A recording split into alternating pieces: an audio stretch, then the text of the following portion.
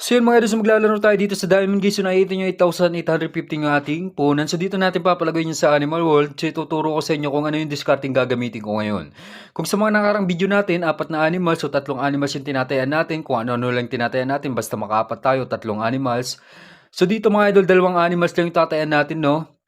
So try muna natin 3 animals. Try natin mag-rabbit. Sa rabbit kasi ko konti pa lang lumalabas. Tapos tayo ng 300 sa panda, 200 naman sa lion. So magpo-focus tayo dito sa mga pinakakonting lumalabas. So tuloy ditong rabbit mga idol, magpo-focus tayo dyan sa rabbit. So nagpanda, buti na lang tumaya tayo ng 300. 300 times 8 yan, malalaki yan. Kahit pa paano nabawi yung ating panaya. So may kabig pa tayong 380. So tingin kayo sa chart mga idol, tingnan nyo yung mga kokonti pa lang lumabas. So 6 pa lang tong rabbit, 7 yung panda. Bale, pigeon tsaka rabbit ang may pinakakonti. So, 4 lang sa pigeon, 6 sa rabbit. So, dyan tayo dalawa magpo-focus. Sa pigeon tsaka rabbit tayo magpo-focus dyan mga idol. Kaya tayo ng 500 sa pigeon, 1,500 naman sa rabbit. So, tingnan natin kung tatama.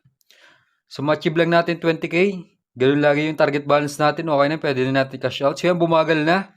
So, nag-pigeon unang taya, 500 times 8 yan. Bali, 4,000 yan. So, nadoble yung ating taya. So, total balance na natin. May kabig tayong 1,900. 11,095 na. So, panalo agad tayo ng 3K. So, next round mga idol, dito pa rin tayo sa 2 animals na to dahil ito yung mga pinakakonting lumabas sa rabbit at pigeon. Diyan tayo magpo-focus. Kung napapansin nyo, mas mataas yung taya ko dito sa rabbit dahil times 6 lang yan. Lakihan natin para kung sakali mag-rabbit. Medyo maliit lang kasi yung times 6 mga idol kaya nilalakayin ko yung taya. So, rabbit tayo. So, yan, mukhang magra-rabbit na.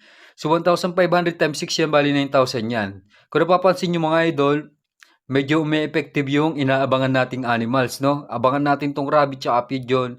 So, baka mamaya, pumaspas yan dalawang yan. So, nakikita nyo naman, kukunti pa lang yung result ng dalawang yan, itong pigeon at rabbit. So, total balance na natin, 17,745. So, nakakatatlong tama pa lang tayo mga idol, no? So next round, dito ulit tayo. Focus tayo dito sa rabbit. Kung napapansin nyo, 18 times nang lumabas yung swallow, 7 pa lang yung sa rabbit. Kadalasan pantay yung result ng dalawang yan.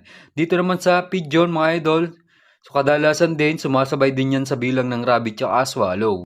So tulad yun mga idol, so nag-rabbit na naman. So 1,500 ulit yung taya natin. Another 9,000 yan. So total balance natin, na-achieve na natin target balance natin. May kabit tayo 6,650.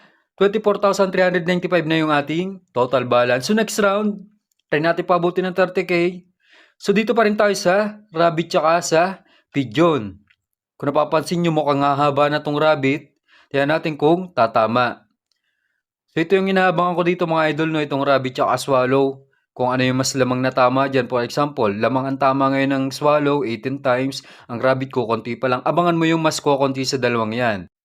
So yun, nag-pigeon na naman. So may taya tayong 500. So hindi na masama. Times 8 naman yan. Malalaki yung ating kabig. So nadoble lang yung ating taya. So may kabig ulit tayong 1,900. So total balance na natin, 26,295. So next round mga idol, kapag tumama pa to, 30k plus na yung ating balance. So pwede na natin i-cash out to. So dito pa rin tayo sa rabbit, 1,500.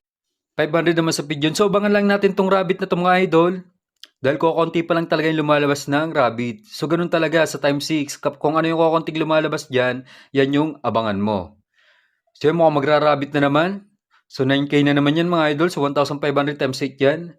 So, okay na ako dito. Nahit na natin target balance natin na 30k plus. So, may kabig ulit tayong 6,650. So, total balance na natin 32k 945. So, ganun lang kadali manalo dito sa Animal World.